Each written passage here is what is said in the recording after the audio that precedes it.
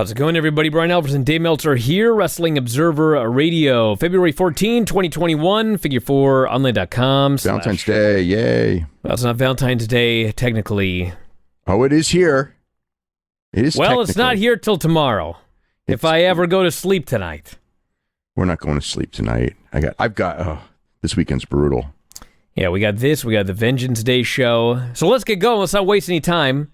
Okay. We actually had a UFC pay-per-view tonight. Yes, we did. And the main event of the show, Kamaru Usman retains his title over Gilbert Burns' welterweight title. He looked great. Yeah, he won via TKO. After getting knocked down right away. 34 seconds of the third round. Yeah, the first 30 seconds of the fight, Usman gets knocked down, and Burns maybe could have done more, but instead he slipped, and he decided, I'm going to lay on my back and invite this guy into my guard. So he recovered. Usman, who had been rocked, not only did he recover, but he kicked this dude in the legs for 2 straight minutes. And so whatever Burns had done in the first round, by the time the round was over, Usman had landed significantly more strikes, and he probably won the round. And I would not say he won the round because he was really hurt early, but he did land a lot more strikes, though. It didn't matter in the end because third round, Usman drops him with a jab. He starts beating on him. He dropped him at least twice in round 2. Yeah, he starts beating on him from inside the guard. Burns almost turned over, but then collapsed again, took a further beating, and Herb Dean stopped it. The fight was fun, but if you have not seen any of this and you've bought the show, what you really need to see is the promo that Usman cut when the fight was over. This dude cut the best promo. Just came off as just a killer. Oh, yeah. And, he respects... Him and Burns had an issue, and he left the gym, and they had... the second round, when the second round was over, they chest bumped, and it looked like it was a really tense situation. When he beat him in the end, they hugged and everything like that and cried and the whole 9 yards, but... he pretty much said in the deal, there's no friends when I step in here. You get in this cage, and I'm just going to kill you. He said, I won Jorge Masvidal. This fucking guy, he talked shit about me, broke my nose, but the reality is he took this fight on short notice, so we have an excuse when I beat him. He didn't break his nose. Usman broke his nose before the fight, but Masvidal claimed that he broke his nose. That's what he's talking about. He claimed that he broke his nose. Yeah. So anyway, he basically said any fool who wants to fight can get one, but I want Jorge to get in this cage so I can finish this guy off. Well, Jorge's the one that's going to... Look, he made... him and Jorge did big business the first time, and Masvidal, said that he... the fight was arranged at the last minute, essentially, a week out. So, Masvidal claimed he didn't have enough time to train, and I think that Usman is just looking for, a fight. He beat him handily. He beat him handily. So I think that he's looking for, both to shut him up, but also for the biggest payday possible. The first fight did, 875,000 buys in the United States, and then probably a couple, 250,000 outside. So we're talking $1 million buy show, well over $1 million. And he's not going to do that with anybody else in the division. So it's the right business fight for him, and it's the right grudge fight. People will buy it. And Masvidal's a big draw, so it makes sense from his standpoint. The one thing is that when you've handily beaten a guy once, and then you want to fight him again because it was a big business fight, a lot of people will criticize you, but his promo was so good that I think that no one's going to criticize him for asking for that fight, which is really... that's a really good job that he did to pull that off, because he basically, he beat the guys, so handily the first time. But, that was, he did a really good job on that promo. Women's flyweight semi-main event, Alexa Grasso and Macy Barber. Grasso won 29-28 across the board, and it was an exciting fight. All stand up in the first round and some good grappling in the second round. Grasso actually went for an arm bar, swept to the top, went for an arm triangle, and it was pretty exciting. And then third round, Macy got a takedown. Grosso's right back up. They're swinging for the fences. Macy, I'm pretty sure, knew that she was down 2 rounds and that she needed to finish, and she tried very hard to finish in this 3rd round, but Grosso just had to survive, and she survived, and she won the decision. Yeah, good fight. Grosso was very likable. This was the first time she did an interview in English because she's from Guadalajara, and came across really well, like very likable. And that 125 division, I mean, the thing with the 125 division is it's not very deep when it comes to talent, but it's got a monster champion, Valentina Shevchenko. So it's, it's not the hardest to get a championship match, and she probably isn't far away from it. But the problem is getting the championship match. So, because once you do, it's kind of like, I don't think that, she's just not the fighter that Valentina is. Then we had Kelvin Gastelum and Ian Heinisch. 30-27, 29-28, 29-28. And this was another fun fight. Two big fight. Dudes, very active. I mean, it was all action. And it was kind of similar to the other fight. Ian, I think, knew that he was down in the 3rd round. And Gastelum took the first 2 pretty handily, and then the 3rd round was the round that the judges disagreed on. I had Heinisch winning the 3rd round. It was a good, close round. But not enough for him to win the fight.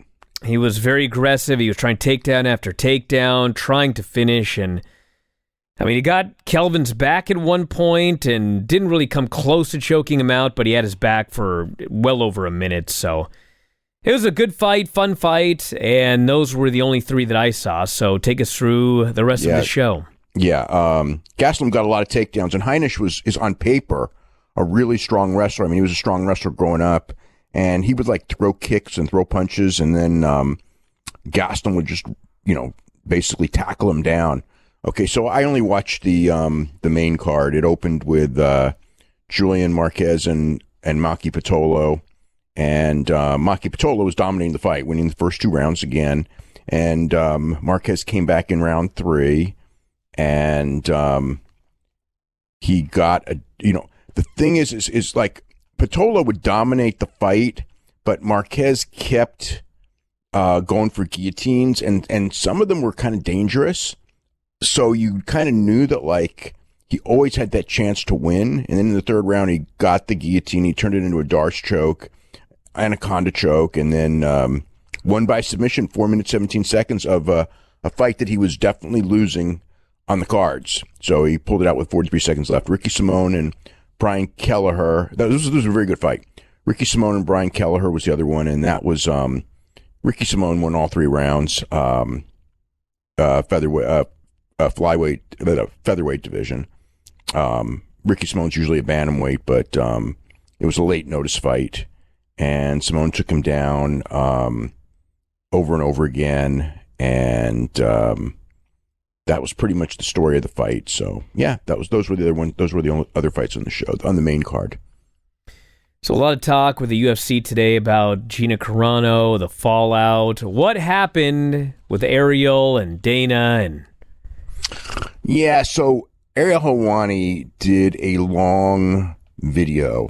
By long I mean I don't know how many minutes, 5-6 minutes, but just talking about how people have asked him, what his opinion is, and he had not said anything.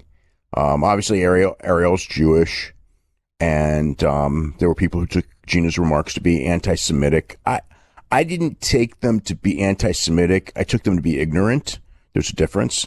But a lot of people took him to be anti-Semitic. A lot of people, and I think so. Ariel was talking about how he went to Auschwitz, and he knows about the concentration camps. And look, my ancestors. I had ancestors who died in the concentration camps. The only reason I'm alive, my grandmother essentially, I don't even think you know the story. She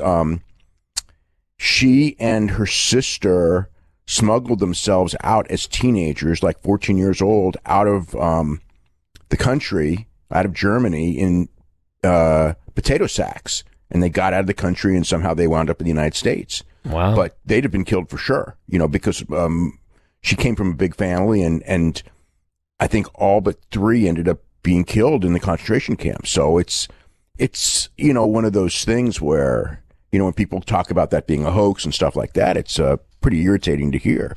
It's a horrible part of our history, really horrible, and to compare the persecution of the Republican Party to the persecution of Jews in Germany. And she didn't say that, but you could read what she said and come to that conclusion if you wanted to.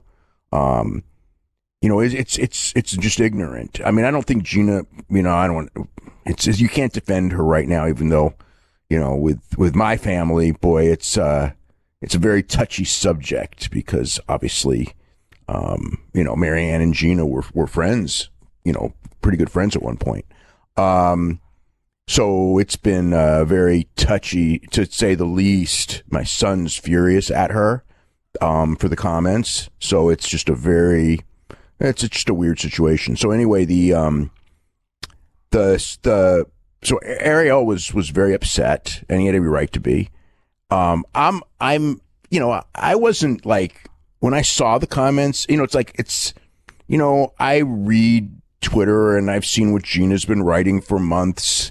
And it's not a surprise that she's going to say something like that, because that's her beliefs and whatever, and it's just like, I mean, it's bad. It's bad. Like I don't say it's cost her career, because now, now she's got her new career, but I mean, she lost her old career over it. But the thing I think that bothers me, right now about it is, it's been a couple days, and she knows she's offended a lot of people, even if they've misinterpreted it, and she isn't what she meant. She really should have apologized right away to the people that she offended, and she did not. And that is really, I don't know where her brain is. It's not like whatever. I mean, a lot of people have talked about this as they're canceling her and freedom of speech, and she can say whatever she wants, but you're not. And calling it like this is McCarthyism. I've seen that written, and it's like, it's not McCarthyism, but it's like, she knew not to say stupid stuff. She already lost a TV series over it. That, and again, she's very lucky to have it. She got a really good role in a really hit show. She's not a great actress or anything like that. She was just put in the right role at the right time. She does have some charisma and everything like that. She definitely looks like a star, but it's not like, and this, that's pretty much immaterial anyway. She was given a lot of chances to be a star, and she's been very fortunate, and the people who employ her have the right, if they're offended by it. I know that there's the double standard with Pascal, and I mean, I'm very aware of that. And what he said was just as bad, and he didn't get fired. So now it becomes like they fired the woman, but they didn't fire the guy over things that you could say were of similar ignorance. And you absolutely could.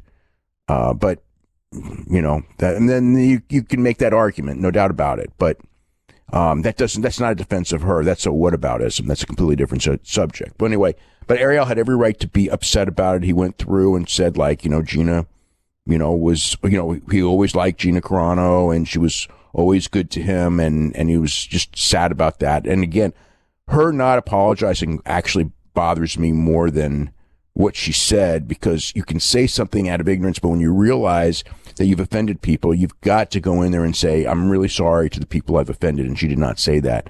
So a lot of my whatever sympathy I could have had, and I probably didn't, I can't now at this point. So anyway, he goes through all this, and then I guess somebody asked Dana White tonight, and Dana White called Ariel a douche who tried to make it all about himself, which is about as ignorant. If you watch that video, that's about, I mean, he did talk about himself and where he went and things like that, but he was explaining why the comments were so offensive, and he did a really good job. And he was, if anything, just like I probably have been in this speech right here, he probably bent over backwards not to be mean to her, because she was a whatever, she was a nice person when when I don't really know her, but she was a nice person to my family, and she was nice to Ariel when he was getting started, and he wasn't a star, and and all that, and she had an incredibly positive effect on this sport. The women's side of the sport, you take her out of the equation, and none of it happens, or if it happens a lot slower, and I mean a lot slower. And maybe doesn't even happen at all. Who's to say? But I don't know. But like as far as Dana, it was as Dana is at his most ignorant, I guess is the best way to put it. It's like just lashing back at the guy because Dana's another one where it's I mean Dana's someone who, if you're nice to him, he's going to defend you no matter what you do. And it doesn't matter. And just, he's just been saying, leave Gina alone. And it's like, she got fired for a reason. She didn't get, and her talent agency fired her. There's other people who won't do business with her. It's not a freaking communist blacklist like Joe McCarthy. It is the result of saying one thing after another, that, was just ignorant. That's all I can say. So, but yeah, I mean, going through the whole thing with Ariel, when he was talking about his own background and going to Auschwitz and seeing everything, and then he tried to make that like the equivalence of what happened to the Jews is what's happening to Republicans in this country is that's just one that's going to rub a lot of people the wrong way, and for good reason. So, because they're not analogous in any way, shape, or form. Tom Cole committed suicide a couple of days ago. Yeah, that was really sad. We've had him on the show a couple times, and I've known him for, I probably haven't talked to him in a couple of years, but known him for close to 30 years. And it's it's a very interesting story. So Lee Cole, who was the one who posted it and blamed Vince and Linda McMahon for his brother's suicide. And, I don't know, obviously I don't know what caused the suicide, but I do know, Tom Cole through different phases, and, Tom Cole, I will say, was not an enemy of Linda McMahon. He did not like Vince McMahon, but he liked Linda McMahon. So I don't know what happened, and there were times he didn't like Linda McMahon too. But the last time I talked to him, which would have been when Linda was running for office, and he donated to Linda's campaign. So everybody thought that he was good. It was funny because, not funny, but I remember when Linda was running, this is the first one against Blumenthal, running for Senate for the first time. And I remember people going like, oh my God, Tom Cole is going to come out and it's going to be curtains for her. And I said, you're going to be surprised. You're going to be surprised. Because I knew that Tom Cole liked her personally. And he actually donated to her, and reporters tried to get Tom Cole to say bad things about her, and he like lashed back at them, and so that's why you never heard his name during those campaigns. But he worked as a ring boy in the late 80s with a bunch of ring boys, and he had claimed that Mel Phillips was doing stuff, and he then, what happened was, he was fired as a ring boy, okay?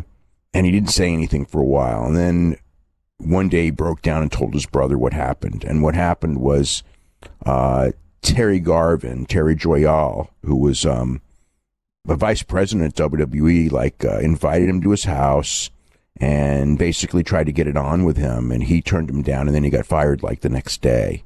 He was very upset about it, because he loved wrestling and he loved the WWF. And, it was like so many people, it was like his dream to be part of the circus, and he got fired for, horrible things. And So Lee Cole called up Phil Mushnick, which is actually really what got Phil Mushnick had written about pro wrestling before when it came to the steroids. He had written about that, and that's probably where Lee Cole had figured that was a reporter to contact. And Tom Cole and Phil Mushnick became very good friends, through everything. And it ended up with, it's where my appearance on the Phil Donahue show came from. So there was, Mushnick wrote stories. Jeff Savage in San Diego wrote some stories about the whole situation. They were very damaging to WWF. It led to Larry King and Phil Donahue doing shows on it with Bruno and Barry Orton and some others and the Donahue show. So the weekend while this is going on, there's the Tom Cole files a lawsuit against WWF, and Orton had done a deposition for Tom Cole. Billy Graham had done a deposition for Tom Cole, who was also on the show. I don't know if Bruno did or not. But so the day of the Donahue show, Orton had become pretty friendly with him. And I just remember being backstage at the Donahue show, and Orton comes up to me. Orton is the uncle of Randy Orton, the brother of Bob Orton, and another son of Bob Sr. And Orton just goes, I got this funny feeling about Tom Cole. And I go, what? And he goes, I haven't been in contact with him in a couple days. It's just fishy. It's just really fishy. And it just goes, it's probably would be smart not to bring up his name. Okay, whatever you think. And, because his name would have come up. And so, as it turned out, over that weekend, right before the show, they had secretly settled the lawsuit with him. They'd given him his job back. They paid him $70,000 in a settlement, which isn't that much, but, that was what was negotiated, and he went back to work for WWE.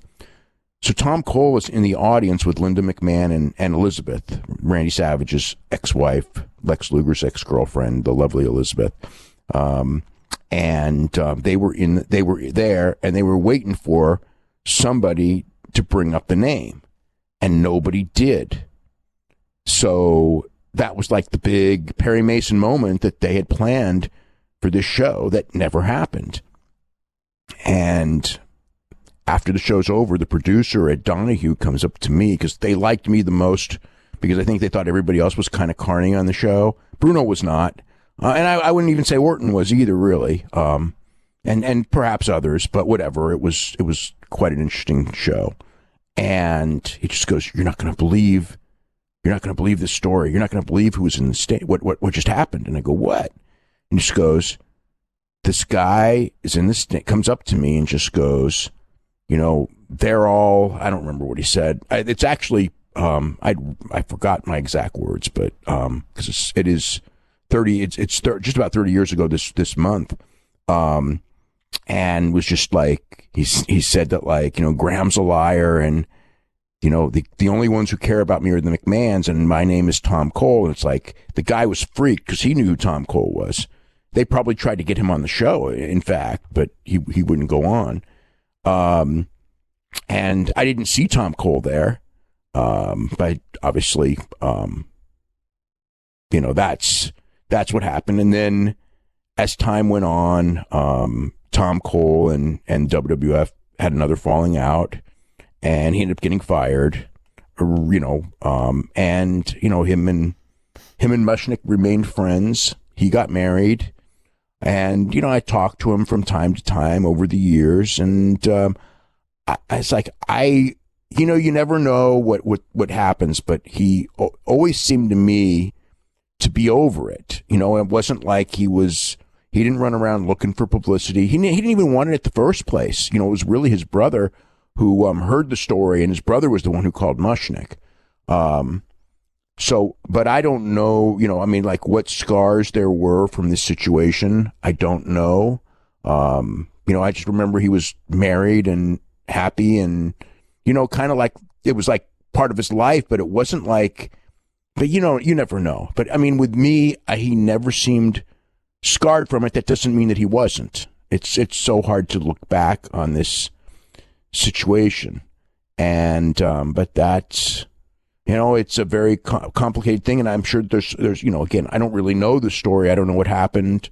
As far as this, it came out of nowhere. It did come out of nowhere. And when his brother made the announcement, I mean, he made the announcement and immediately talked about the McMahons. Well, he blamed it on Vince. I don't know and Linda. what that means, but he said he completely blamed it on Vince and Linda in a tweet, but it's a small tweet, and he didn't say any more, and I don't know anymore. But like again, what I could say from talking to him over the years was, but it wasn't like it was almost like matter of factly, like it wasn't like even years later. Like, I mean, there was a period where he certainly had bitterness with Vince. He absolutely did. This was also the period where Patterson got fired. Garvin was fired at this. Actually, even before the settlement, Garvin was fired. Mel Phillips was fired. Patterson, quit, and then ended up coming back. And some people say it was a work. I know that Pat LaPrade and Bertrand were very close to Patterson.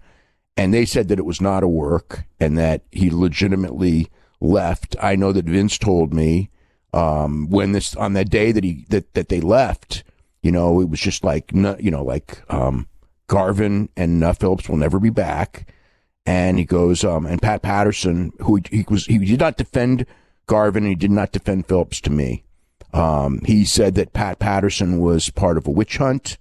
That the problem with, Patterson his name was involved in a lawsuit by a guy named Murray Hodgson, who was an announcer who Vince fired because he didn't think he was a good announcer. And he claimed that Patterson came on to him and he turned down Patterson and then he got fired. And, but he was a great talker. I mean, if you ever see the Donahue show, he slammed Vince bad, real bad, but he was a fraud too.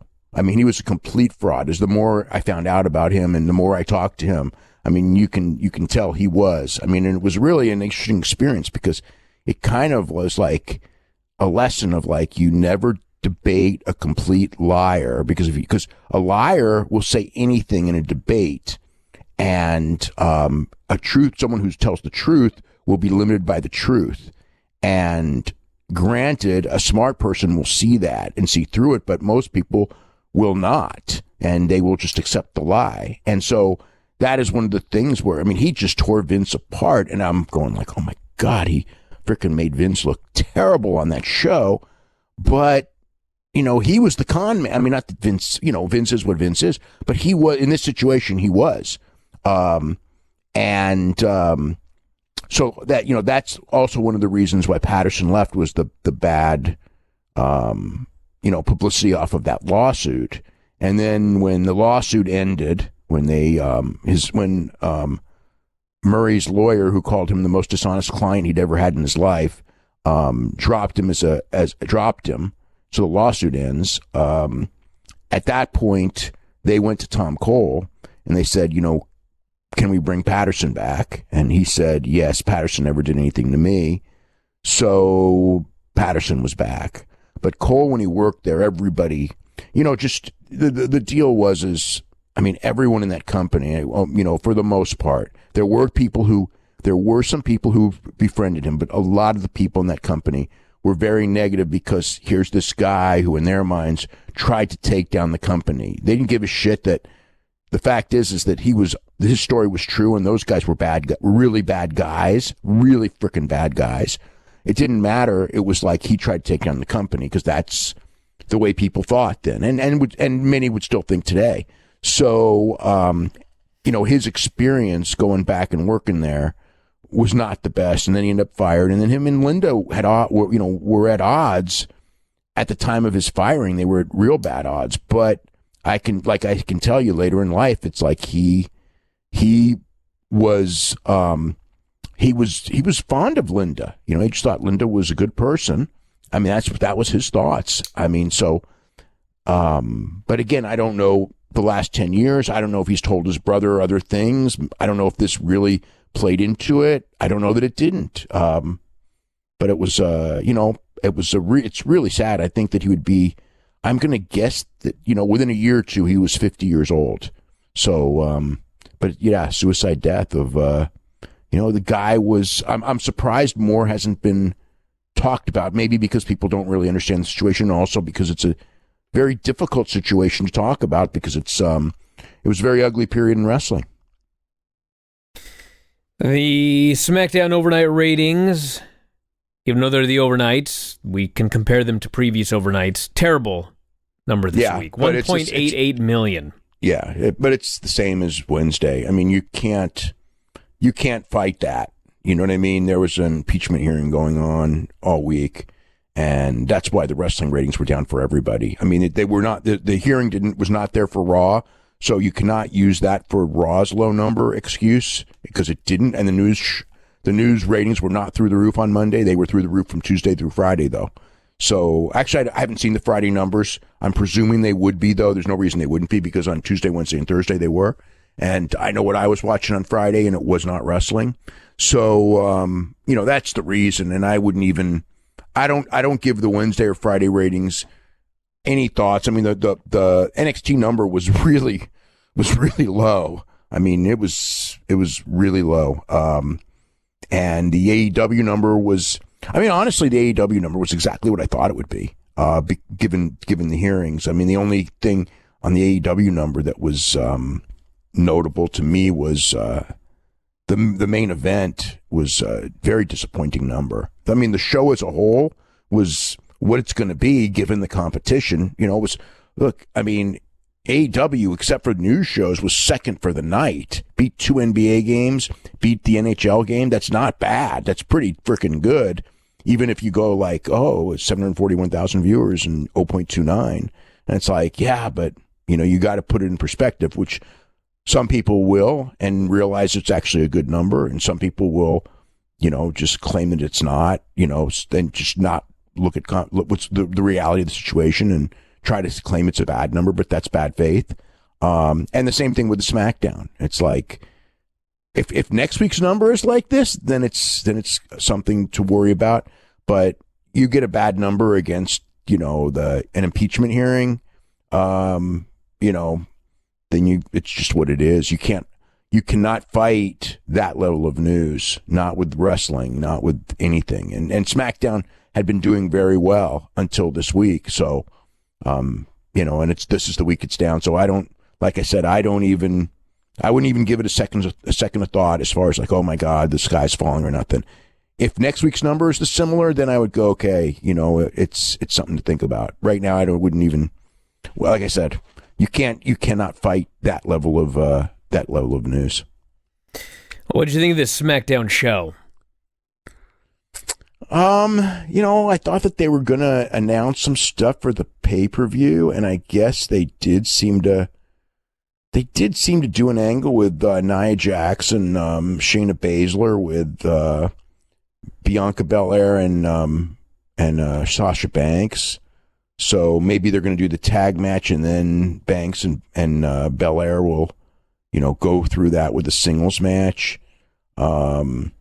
Nia's got to do the broken ass gimmick on every show now. Yes, she's going to have to do it. They think it's the cutest thing in the world, and they're gonna hammer it to the point of, you know what I mean, to the point where it's like a total negative. You know what's funny about it too is on Monday when it happened, like everybody on the internet was going crazy, and it's trending on Twitter and all this shit. Yeah, but they edit it off Hulu. They edit the spot off the YouTube clip. They bleep out her saying my whole, like they ran from it on Monday. And they changed their mind. I don't know what happened. I guess they thought, God damn it, something's over. We may as well just go with it. That's exactly what it was. It's like at first I think they thought that it might have offended people, so let's go away from it. But then I think the decision was hey, maybe we can, you know, get something out of this, so let's go with it. So they went with it. Yeah, because, I mean, they definitely did an about face. So we end up with the another Elimination Chamber match. But this time Roman Reigns is not in it. This time the winner of the Chamber faces Roman Reigns, which was Daniel Bryan, Cesaro, Corbin, Sami Zayn, Kevin Owens, and Jey Uso. Which is also funny because last week when the show went off the air and Edge made his Smackdown return, like the show ends with Edge and Kevin Owens in there and Roman Reigns and Jey Uso. And it's like they're setting up a tag match for Elimination Chamber. And then this week, Edge is gone. And now we've got an Elimination Chamber where the storyline is that whoever wins the Chamber will get a shot at Roman on the same night. Immediately after. So you're going to have to probably fight 30 minutes in this grueling match, and then you go in there with Reigns. It's like, you know, I mean, it's a way to get in their mind to get heat on Reigns. Originally, Reigns was going to be in the Chamber match. That was the original idea. And then they, but I guess they didn't want to do it on both shows or something. Whatever it was, they wanted to tweak it, so they tweaked it. I'm going to think, you know, when I look at the 6, okay, they're not going to put Roman against a heel, so that eliminates Jey, probably. I don't see them doing Jey again.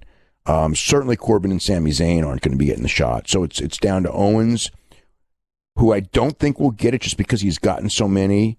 Bryan, so it's Bryan or Cesaro. I could see it being Cesaro with the idea of making Cesaro, you know, where he goes in, he wins the Chamber. Because remember, he was going to win the gauntlet. And it's you know, what's interesting is, you know, Nakamura in the match, you know, who would be one of the guys that you would think, because Nakamura was not going to win that elimination match or go to the finals of the elimination match. That was Cesaro. But Cesaro at that point on that day had not signed, so they didn't want to give it to him. So they put Nakamura in the spot at the last minute.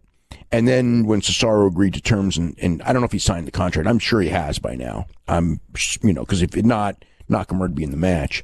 So instead of like the fact that Nakamura already was put in that spot to get in this thing, they just went back to Cesaro and no Nakamura. And they put Bryan in, which, you know, whatever. I mean, look, like there's a thing where it's like, oh, you know, Bryan lost to Cesaro twice. He lost to Nakamura, but it's still Daniel Bryan. He's a great worker. You'd like to have great workers in there. And it's like Jeff Hardy in the other one where it's like, he's just a good guy to have in that match, even though he doesn't win. So, you know, you're booking for a good match. And, you know, you got a lot of... So that's where we are with Daniel Bryan, where we're now equating him to Jeff Hardy. He's a good hand to put in that match, even though he loses all the time. Well, he may win. This is not where we should be with Daniel Bryan. Well, God knows. Daniel Bryan should be main eventing for the championship. But a lot of this is Daniel Bryan, too. You know, I mean, he feels his role is to get people over. He's on his way out. Well, dude, if his role is to get people over, then he shouldn't be in these high-profile positions. And if he's going to be in the high-profile position, then he shouldn't be putting people over on the way out. If he's going to be in elimination... I don't know what's going on. I have not figured out this Daniel Bryan thing. I know what's going on. I mean, it's like he's putting people over, but he's a really good wrestler, and he's good to have in the match. And look, I mean, it's like he's no less over, you know, in the sense of, you know, what are the options? The options of other people are Ziggler and Rude, and you know, they haven't beaten anybody great. They're the tag team champions, but they haven't beaten anybody. Yeah, because the problem is his booking has lowered himself to that position. Yeah, but there's nobody else in that position. The other choices were Ray and Dominic. I know, but my point is, if everyone else is in that position, it would be nice to have some people that are above that position, and Daniel Bryan would be a good one. I know. Look, he shouldn't have lost all those matches. What was it? There was something that I saw. I was thinking on this on the way today. Is like when Edge came back and when Daniel Bryan came back, there was way more interest in Daniel Bryan coming back than Edge coming back. Way more, if you remember the weeks of each coming back. I mean, Edge was big because it was surprise, but still, it was big, but Daniel Bryan was much bigger. And look at like the handling of it. It's like Daniel Bryan should have been the one coming back and as the babyface chasing the championship at WrestleMania, and that in fact did not happen. And Edge, 8 years older, is in that position. And I know Edge is doing great promos, but Daniel Bryan does great promos too. And he's more. I think they're both very versatile at promos. I was going to say Daniel Bryan's more versatile. He probably is a little bit more versatile, but the reality is Edge is. Edge is a great promo. One of the best in the company, and it's something. Whatever. I don't mind Daniel Bryan at all. I mean, I like it. It's going to be a better match with Daniel Bryan in it. It's possible. I mean, when I look at the match, my gut will tell you that Bryan and Cesaro would probably be the favorites, and I could see Cesaro winning the Chamber, and then giving Reigns a really good match and losing, and Bryan could be do the exact same thing too, and people will go in there and just go like, "What a great performance! He went 30 minutes in the Chamber, beat all those guys, and he went 20 more minutes with Roman Reigns." And that's kind of like you go out of it, Roman Reigns gets his win, and you just go like, what a, you could do it with Owens as well. But, what a great performance from the babyface. I think that's the story that they would probably be telling in this match. So,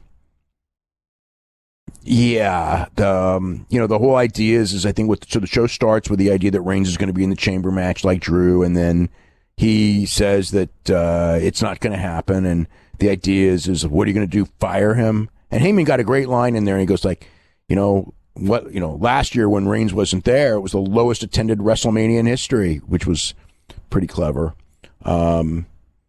Obviously, Big E and Apollo Crews are probably going to be doing a match. Could be at the pay-per-view. Good chance it's the pay-per-view. Could be. I do love that the Big E character, the Apollo Crews character and the Kevin Owens character are doing literally the exact same thing with the exact same motivation. And one of them is a babyface and one of them is a heel. Apollo Crews keeps losing to Big E, but he demands more shots at him, and Big E refuses, and so Apollo attacks him.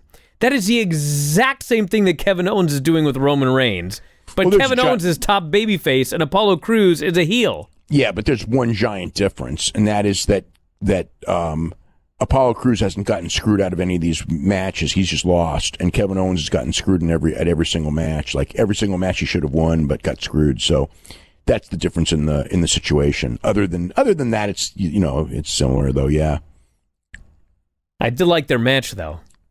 Which match? The Big E Nakamura match, except the finish sucked.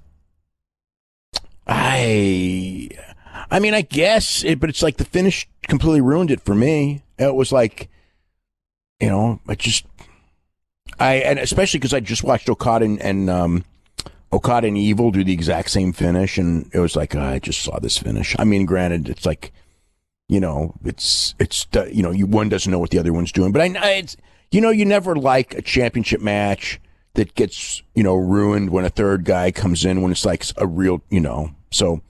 It was all right. I mean, the work was good, I suppose. It didn't. The only match that I really liked was the Bryan and Cesaro and Ziggler and Rude. Those guys are 4 real pros. I like that match. I mean, it wasn't like it was a great match, but it was a very professionally well done. Rude and Ziggler are really a good working team. They're just good, and Cesaro's great. And I mean, like in that match, they did not, again, which is one of the reasons why I think that Cesaro's going to win is when you watch that match was designed for Cesaro to be the star, not Daniel Bryan to be the star. So they're really going with, after all these years, 8 years or whatever it's been in WWE, where this guy's been the most underrated guy in the company for probably 6 of those 8 years.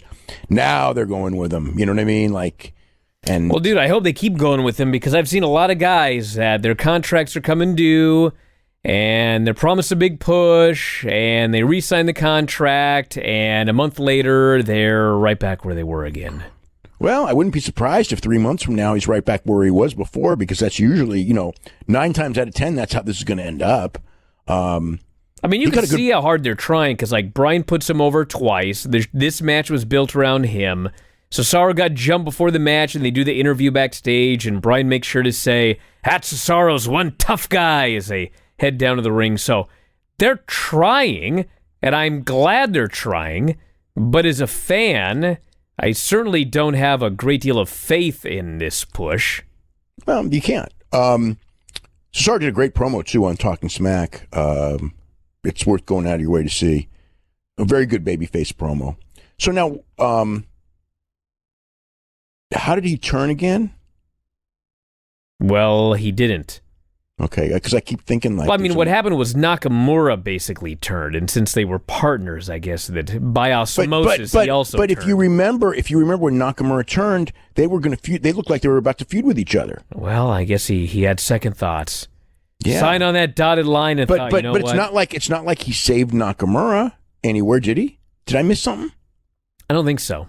Because I keep thinking like, okay, I know he's a babyface because he was supposed to become a babyface in that gauntlet match, but he wasn't in the gauntlet match, so he didn't turn babyface in the gauntlet match. Well, the babyface turn also could have been when he faced Daniel Bryan and beat him a second time, and then respected him and gave him the fist bumped, yeah. Yes. Well, I mean that is when it came out of it. It's like that's when you knew that he was now a babyface, but it's not like they.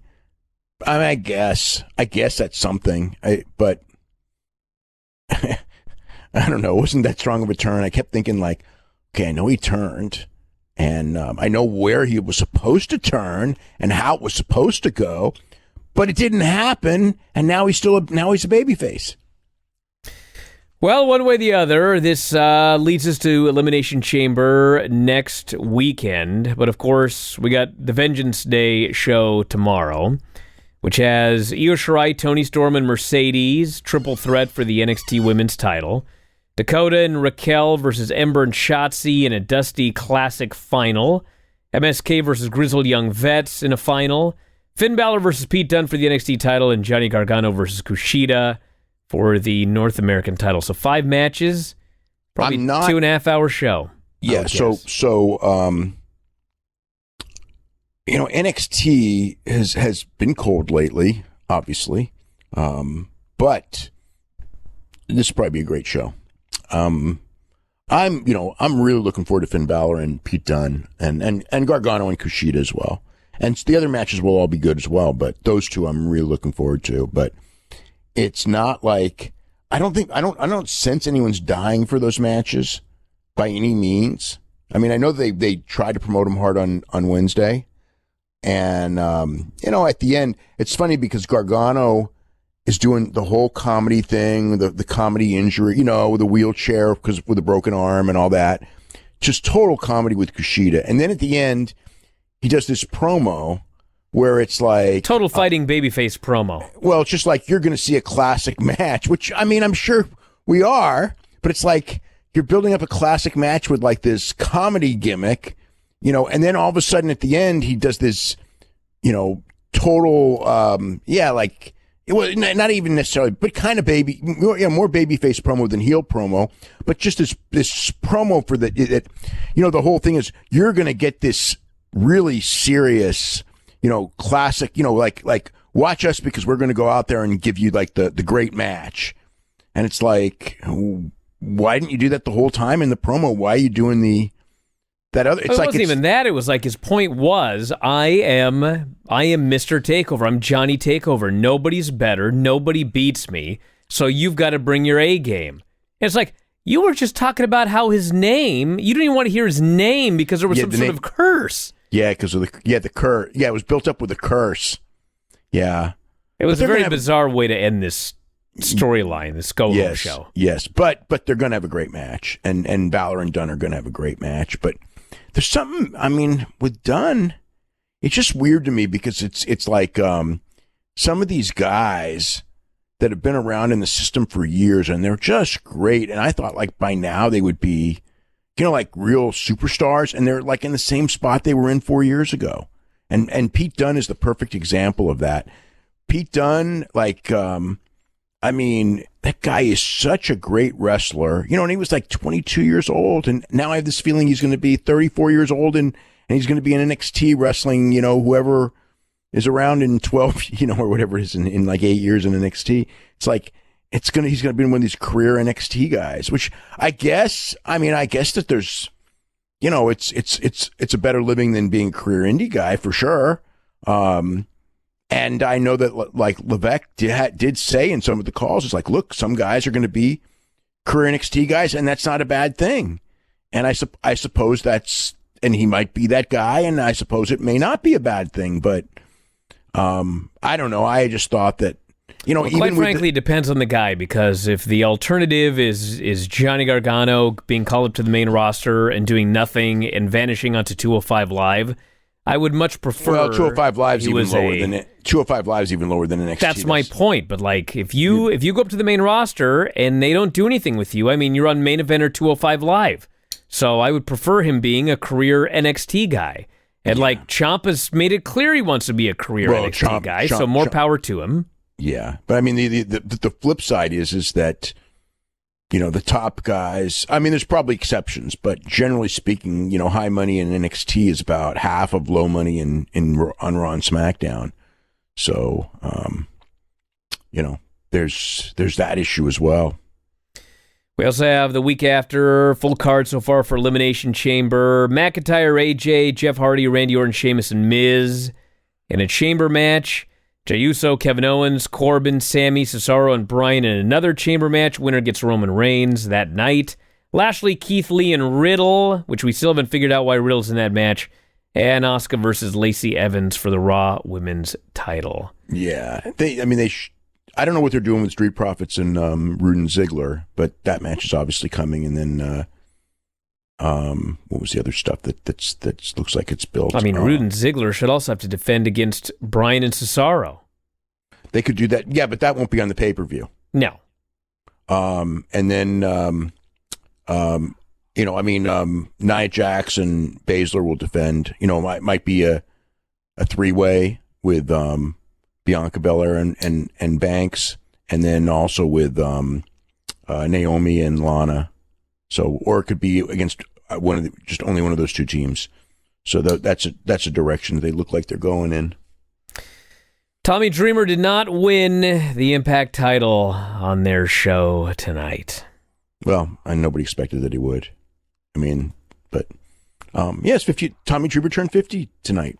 That's right, 50 years old. Chris Bay turned 25 on the same show. They were building that up as well.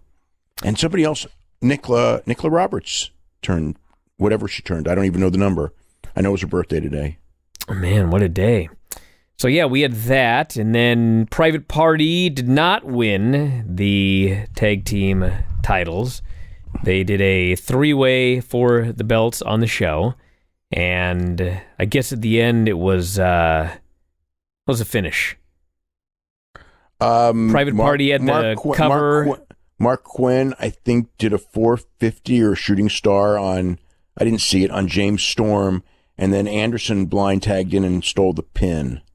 So that's how they won. So it keeps the Private Party, Anderson Gallows angle alive without, so they can go further with that. Matt Hardy furious because his 30% of the purse is significantly lower, I guess, since they didn't win. He was very upset he was about supposed that. to guide them to the championship, and they got outswerved. That's right. Then TJP beat Rohit Raju to retain the X Division title. And Knockouts tag titles. Kiera Hogan and Tasha Steelz beat Havoc and Navia. Texas Tornado no DQ match to retain the titles. And then the opener, I guess for a future title shot, Josh Alexander won a multi-person match. Ace Austin, Trace Miguel, a number of others as well. For a future X title match. So there you go. And Juice Robinson, and the show ended with a video of Juice Robinson and David Finlay coming to Impact. Not AEW and not Ring of Honor, which is interesting. New Japan's doing business with, the match from Wednesday, from the Kenta match on Wednesday night's Dynamite is on New Japan World now. Yeah. So they are, everyone's in business now, and it's all open, and Okada's coming at some point, somewhere. I don't know where, but I know he's coming. Well, it ain't going to be at NXT, I'll tell you that much. Won't be. No, it's not going to be an NXT. And other people are coming. I mean, we may get. I don't know that. Again, we may get Okada. I mean, Omega. We may get Omega with Okada or Omega with Ibushi. I don't know that we're getting it. I just know that it makes sense that we would be getting it. But the doors are open, and that's a good thing. I don't know. You know what? It's so weird how some people are like, so negative about it. Why would you be negative about like the idea of Omega and Okada wrestling each other one more time, or Omega and Ibushi wrestling each other? Dave, who's negative about this? I don't know. On Twitter? No, I mean, I see people all the time going like it's going to, New Japan fans who just think that like that New Japan's so far above this that they shouldn't be working with these people, and how you remember like that those guys left New Japan and that they, that they don't deserve to be worked with because of the way they left New Japan, and that they took a photo.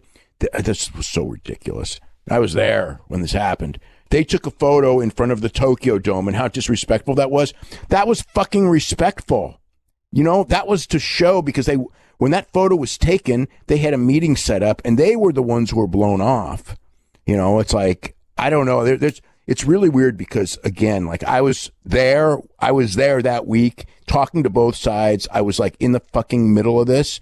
And I will tell you that there was one side that did not want to do business, and the other side thought they were going to do business with them. And the one side just treated them like they were, we don't care about anybody but Kenny Omega and Chris Jericho. You know what I mean? We care about Kenny Omega and Chris Jericho, but the Young Bucks, they're not that big of stars. And it's like, fuck, that's the reason you guys were strong in the United States to begin with, was, not just the Young Bucks, that they were not the only reason, but they were a key reason.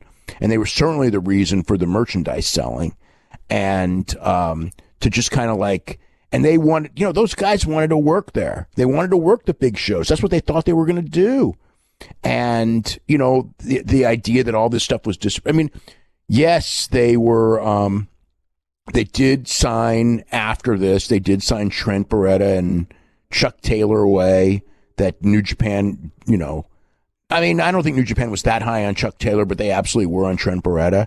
It's not like, but they were going to use them both as a regular team. And, there's other things that happened. And, they did try to, talk to everyone, whether it was Juice or Jay White or whatever, because they wanted the best roster they could get. I can see, both sides of the story, but when all was said and done, the misjudgment, and they also did have to deal with Ring of Honor for Madison Square Garden, so that made things tough.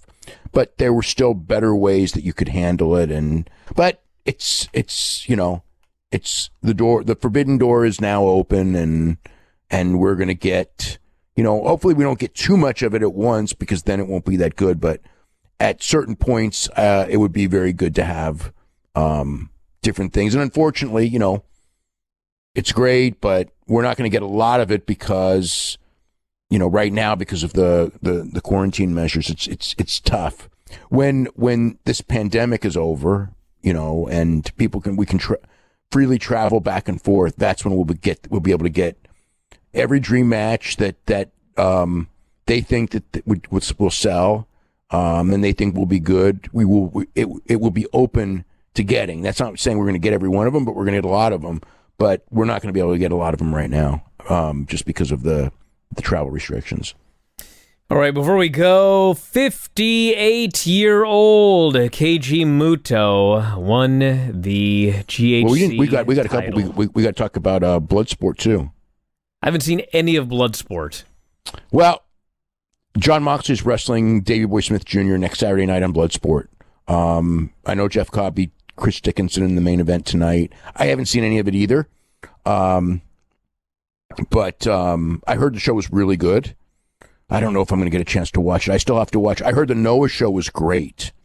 I have not seen the Muto shows. Well, I haven't seen any of the Noah show. I was going to watch it yesterday, but shit happens. And then today was just ridiculously busy. And tomorrow is pretty busy too, but I'm going to try to watch Noah tomorrow. But I've had people say it was the best show of the year. Wow. So, yeah. And so They did real well. I mean, they did over 4,000 people at the Budokan, and for this day and age, I mean, 4,000 at Budokan doesn't sound great, but for this day and age, if you look at the attendance figures in Japan, that's pretty damn good, especially for that. And Muto, 58 years old, third guy to win the GHC, IWGP, and Triple Crown titles in history, the others being Kensuke Sasaki and Yoshihiro Takayama. So that's another feather in his Hall of Fame career.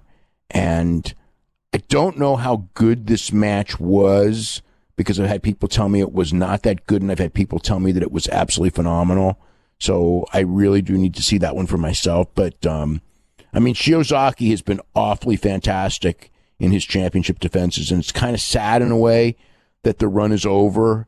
But, it depends on, again, Muto's first title defense, I think, is going to be with Kato Kiyomiya. But I don't know who Muto's going to end up losing to. But I think that the idea of whoever beats Muto, it probably will help them if it's a high-profile match.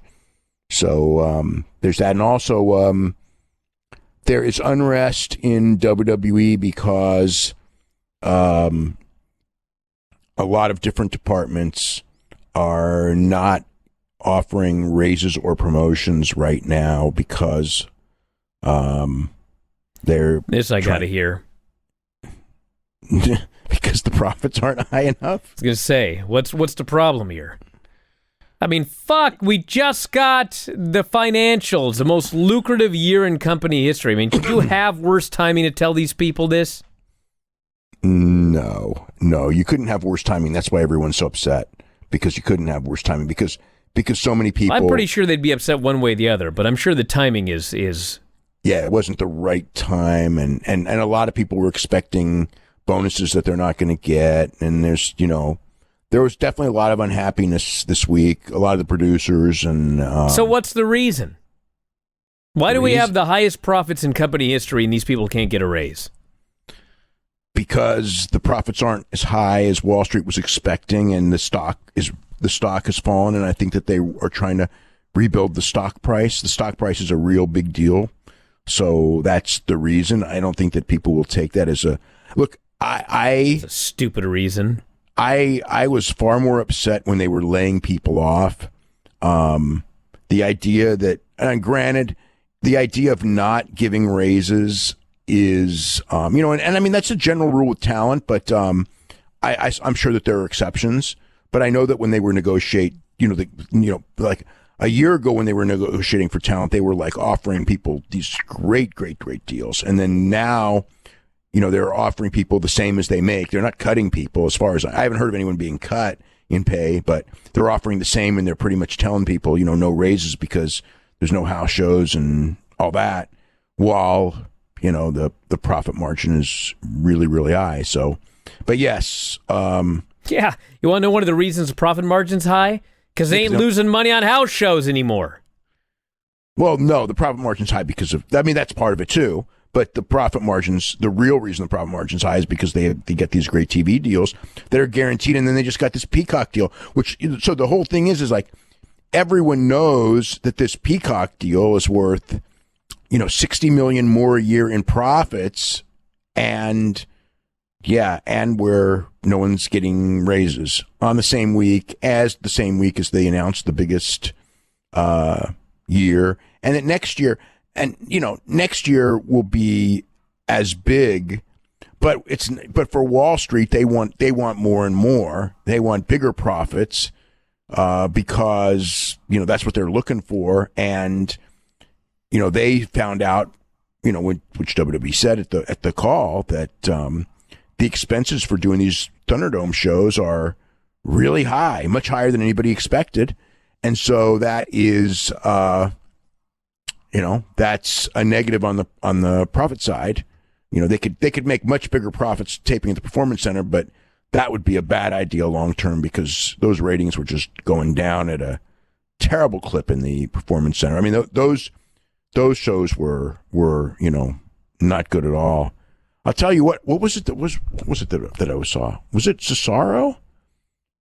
I think it was Cesaro when he came out and everybody was cheering him, and it's just like, like everything's piped in, and like everyone boos Roman Reigns like he's this like top heel, but really nobody, it's like it's all like this is like the greatest thing for WWE because it's like they have not been able to control their audience completely. I mean, they've to a degree, but the audience has been adversarial to WWE for years and years and years, and now because they control all the cheering and booing, it's like it's in some ways it's probably better for WWE that there are no fans, but I mean fans are going to be coming back soon. What was it that I heard? Obviously WrestleMania is probably going to get whatever it is, 25,000 people, whatever the number is that they're going to sell, and then somebody else was going to be doing shows. What was it? Not AEW.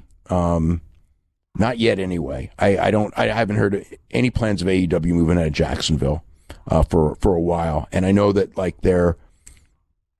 Dana is saying that he's not going to run. This is an interesting one because this may be a power play.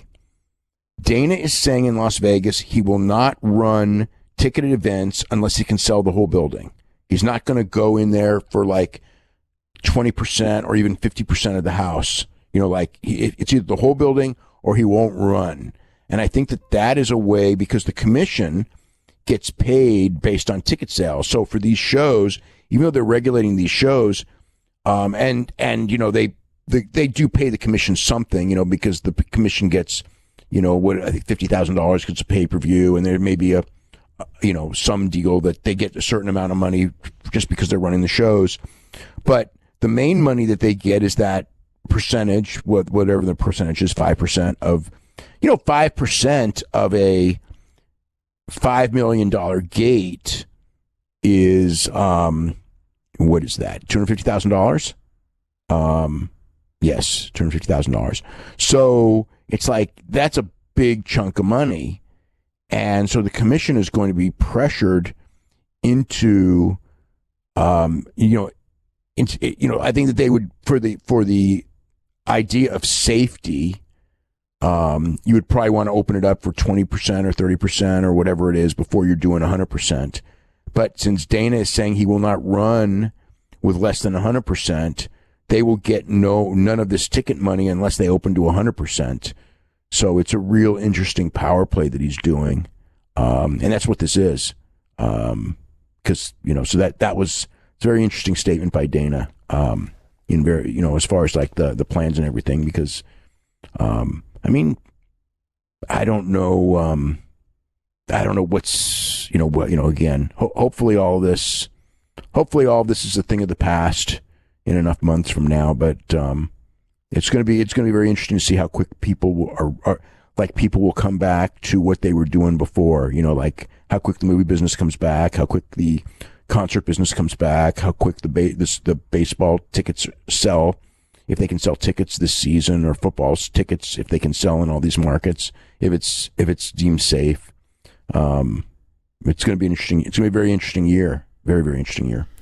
All right, we're going to wrap it up, everybody. We'll be back tomorrow after the Vengeance Day show. Have a good Valentine's Day. We'll talk to you again after a while.